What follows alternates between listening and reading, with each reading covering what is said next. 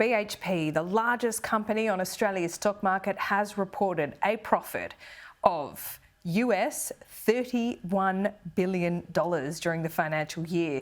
And that is up more than 170%. Joining me now is business reporter Edward Boyd. Ed, the mining giant also says it's paid out the equivalent of US $36 billion in dividends during the year. $36 billion in dividends, that's the equivalent of 51 billion Australian dollars. And just quickly looking through some of the other companies on Australia's stock market, Telstra's, the value of that whole company, Telstra, is 46 billion. The value of Woolworths is 46 billion. So in this recent financial year, BHP's paid out more than the equivalent value of one of those massive Australian companies. So pretty incredible result. You can see here on the screen, revenue was almost 72 billion US dollars. Net profit, about 31 billion US dollars. Underlying profit is the figure that a lot of analysts look at, and that exceeded market expectations at 21.3 billion.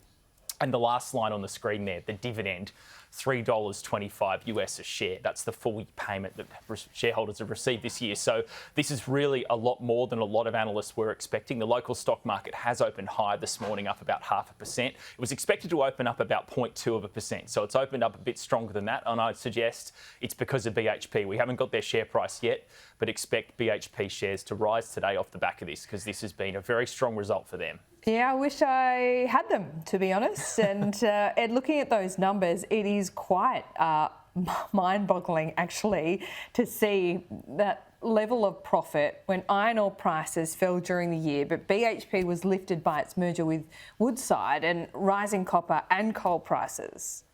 Yes, so the iron ore division is still a massive generator of cash, but it was down about 17% compared to last year. This is iron ore.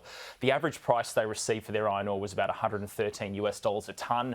Earnings, about 22 billion US dollars in earnings from that iron ore division, and it only cost them about $16.81 per tonne to make that iron ore or sell it. If we go to the next page, this is the key for BHP. It's been copper, and they're looking to buy more copper assets around the world, and you can see why.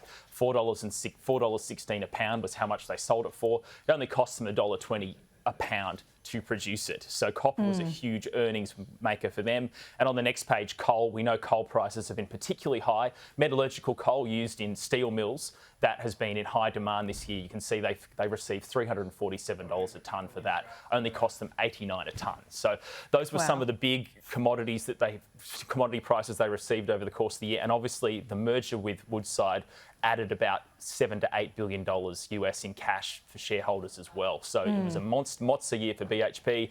And Ross Greenwood will be speaking to Chief Executive Mike Henry a little bit later today on Business Now. I'm sure he'll have a big smile on his face when that happens. Ed, before I let you go, I don't expect you to do quick maths here, but with this level of coal and iron ore and the profit we see here from BHP, I mean, this is going to be pretty good for the federal budget as well, isn't it?